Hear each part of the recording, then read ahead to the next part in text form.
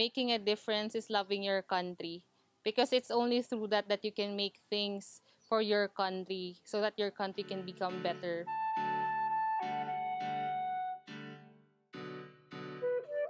I can make a difference by its name. It's changing things and changing the way things are.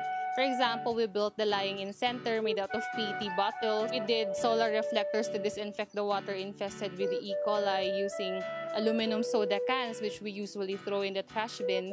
And right now, we're working on a social enterprise for differently abled individuals. Noong una po, hindi ko po alam na may foundation dito na tumutulong sa mga PWD para yung mga disabled doon, ma-expose naman sila, hindi lang yung lagi na lang sa bahay. We have this project, it's the Passion Worthy project, where we collect non-recyclable plastic bags. We convert these bags through the technology called Fusion.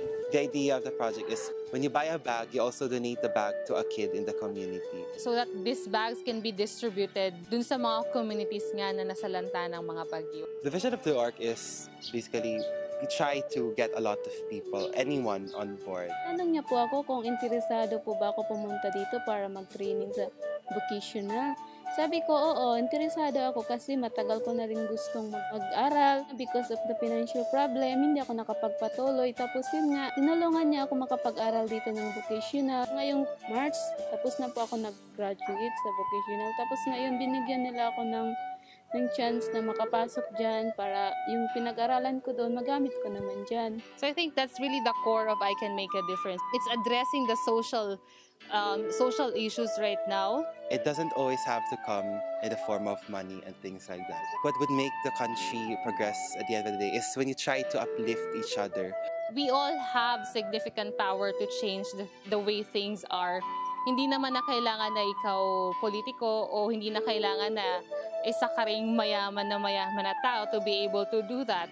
I think more than the money and the resources, I think what our country need are people who would be willing to work even if they're not being paid just because they love their country so much or just because they felt na kailangan yun ng mga kababayan nila. That's what difference truly means eh. It's people coming together, pitching in kung anong kaya nilang maitulong, resources, human resources, yung mga supplies na pwede mong maibigay, yung oras mo, yung panahon mo para gumawa ng mga mabubuting bagay para sa ibang tao.